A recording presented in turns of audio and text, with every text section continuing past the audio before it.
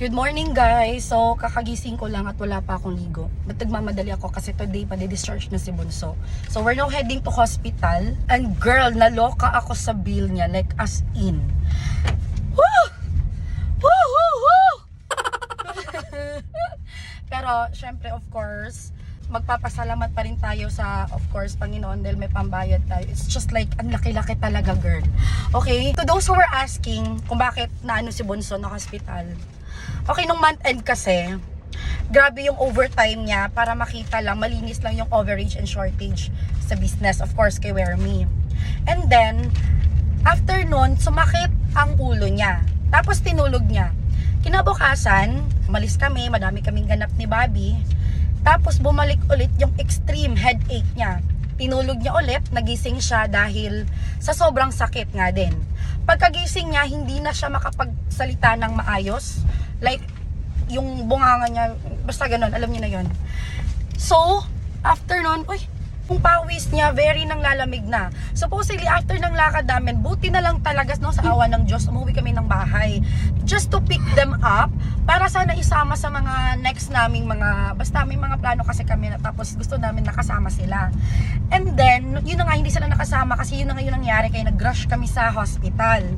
So, kung ano yung malapit na hospital, doon na lang din kami, but not a public one, of course. Tapos pagkadating namin doon, suka na siya ng suka. So, tentative, may stroke si Bunso. Yes po.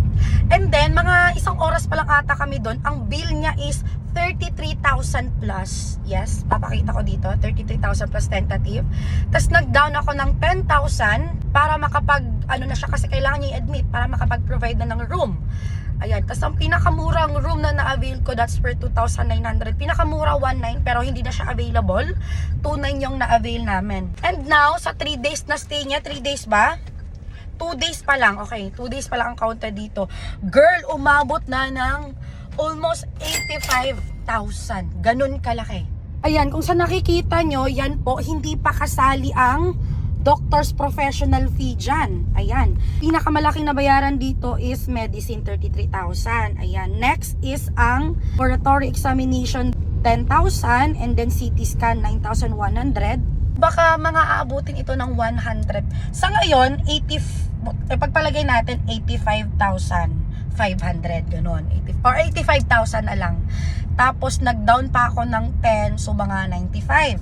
Tapos nag-iwan pa ako ng allowance na another 10 para sa yun ito, running 3 days nila doon. So mga, magkano na? 105. So hindi pa kasali dito yung doctor's professional fee at ano pa. Kasi tentative pa din ito. Tentative pa lang ito, girl. But, where we're hoping na parang same doon sa scenario ko sa what you call it, nung na-operahan ako sa Davao Doc, i-ask namin kung may simba na ganun na procedure.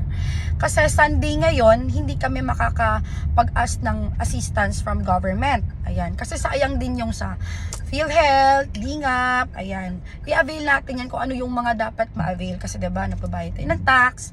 Tapos dapat, syempre, mag-a-avail din tayo kung ano yung mga dapat natin ma-avail. Sayang yun, girl. Malaki din ang maibabawas nun. Katulad nung sa akin, 130,000 yung sa ano ko, appendicitis, 00. Yes, so, we were hoping na ganun din, same lang, pwede makapag-ask ng assistance to be followed from the government. Since Sunday nga ngayon, at bukas pa ang Monday, so bukas pa babalik lahat ng kung ano yung pwede naming malapitan. Anyways, ang importante ngayon, sabi ko kay Lord, hindi issue yung pera dahil may pangbayad tayo. Ang atin lang is, ayun, ma-discharge na si Bunso. And guys, after this one, hindi pa to tapos. Because, si Bunso ay kailangan niyang bumalik right 2 weeks after. Ngayon, 2 weeks after sa kanyang discharge dahil magka-MRI siya. And you know how much will cost for the MRI. I don't know how much now, but nung time ko mga nasa 20 to 30 ata yun, yes, ganun kamahal. But again, ang importante may pangbayad. Ayun lang ang ang alagaan. Kasi guys, taon-taon na hospital si Bunso, hindi ko alam. Nakunwood sana next year wala na Bunso Tsaka mag-ingat tayong lahat guys, kasi maybe one of the cause or reasons kung bakit siya nagka-stroke is stress. Ano kasi si Bunso guys, hindi siya expressive na tao unlike me. Like, if I want to say something, I really want to say something. If I want to show off, mga ganun.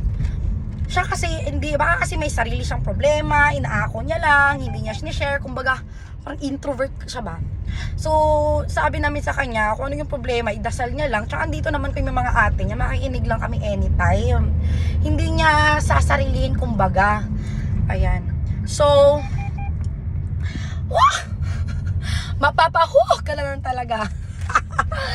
Pero yes, ang importante, another day, another gift of life. Ayun, thank you Lord, thank you Lord. Thank you sa lahat ng blessings. And now, isisettle na namin doon and see you later. Kinausap ko pa si Bunso, sabi ko, alam na ba ni Mama magkano ang bill? Kasi as much as possible, ayokong malaman ni Mama. Ayokong, may butas kasi sa heart yung mama ko guys. Ayokong ma-stress siya. Alam mo yun? So, oh my God, pinaalam niya! Ito talaga si Bunso, hindi nag-iisip. Pero sinabi ko, tinawagan ko na siya na huwag ma-stress. Ako nang bahala. Okay? Diyan ka lang sa bahay. Ako na bahala. So, yun, tinawagan ko na nga at nasa bahay siya. Dahil inilagnat siya, girl. Kasi si Mama. Anyways, we're here na at the hospital. So, I'll get back to you to give some update. Bye! So, guys, andito na kami sa room ni Bunso. Yan siya. Tinanong ko na dun sa cashier kung meron ba sila ng option katulad sa akin sa Davao Doc na first option is mag-extend ng another day para mag-process ng government assistance pero magbayad ng another day for the room. Or, cut na ngayon, bibill out na, i-discharge na si Bunso, babayaran lahat, pero may refund, parang ganon, parang late lang i-process, para at least mag-cut na yung expenses, pero parang may ipapakitang letter for government assistance para ma-refund lang. Sa akin, na-refund yun ng after 3 months via cheque. So, basically, wala talaga kaming nabayaran, 0-0.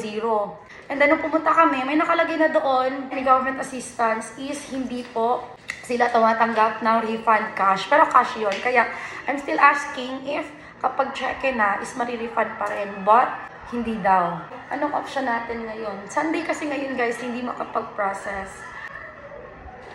May pinag-uusapan namin kung ano yung magiging decision. Mag-extend for another day.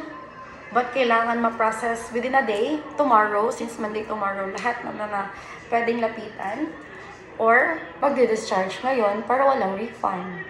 Ngayon guys, is binaba na ni Bobby doon to ask if pwede bang extend for another day, di baling magbabayad ng another room para lang maasikaso yung government assistance. Kasi Friday na dala dito si Bunso. So most probably, wala talagang makaprocess ng Saturday and Sunday. Dati kasi nung ako guys, nanganak, at nung operahan ako sa Davao Doc, 0-0 talaga ako. Nang nanganak ako, 0 sa bill ko, 0 kay Macy. Automatic, di ba yung PhilHealth? Kasi andun yun sa loob. Nilapitan na lang namin ng Islingap at saka Office of the President. Nung operahan ako sa appendicitis, ang bill ko nun is 130, 0-0 din. 100K nun is, syempre, trabahante pa ako sa San Miguel. So, may budget kasi for HMO, 100K per sickness. So, 30K plus na lang yung naging bill ko at naging 0-0 yun dahil nga ay Lingap Office of the President lang. Sila lang dalawa. Yun na lang magiging choice namin, mag-extend lang muna. Di baling mag-add ng another 2,900 or more than that kasi syempre baka may food pa or what. Para at least mas maless lang yung total bills. Nakabalik lang ni Abby guys. Mag-allow sila ng extension for 1 day, babayaran ng room. But 1 day lang ang inalaw nila. So kailangan ma-process na ng partner ni Bunso bukas. Lahat-lahat ng government assistance na mapuntahan para at least mabawasan yung total bill. So, hindi mo na siya madi-discharge ngayon. So, kumakain siya ngayon, guys. Anyways, here's the total bill after doctor's professional fee, which is 21,392. From 85 na naging 89, tas now naging 111 plus real quick. Plus, of course, sa tulong ng government assistance na umabot ng 31,000 from Lingap and DSWD. Another less 28,000 naman para sa PhilHealth. So, from 111 down to 52 minus yung 10,000 na down ko, kaya 42,000 plus na lang. Na parang 52 pa rin kasi inako ko na lahat ng mga nagastos nila sa hospital yung pina-allowance ko na 10K. Bonus na lang yung mga pagkain dala namin kada bisita. Tapos next follow-up nito is yung MRI. With you, Lord, everything is possible. O siya, hanggang dito na lang ating chika. Ako muna ulit ay kakayod pa. Paalam!